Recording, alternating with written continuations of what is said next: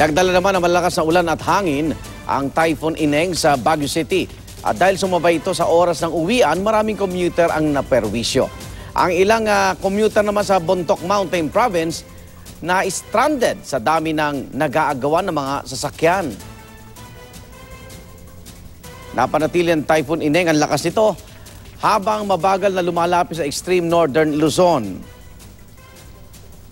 Ngayon, nasa signal number 3 na ang Batanes Group of Islands at Northern Cagayan, kasama ang Babuyan at Calayan Group of Islands.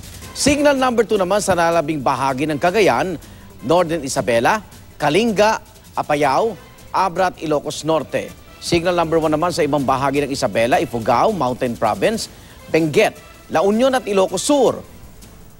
Namata ng Pag-asa ang sentro ng Bagyo, 220 kilometers silangan ng Calayan, Cagayan. May lakas ng hangin nasa 170 kilometers per hour at ang bugso ay nasa 205 kilometers per hour. Patuloy itong palalakasin ang hanging habagat.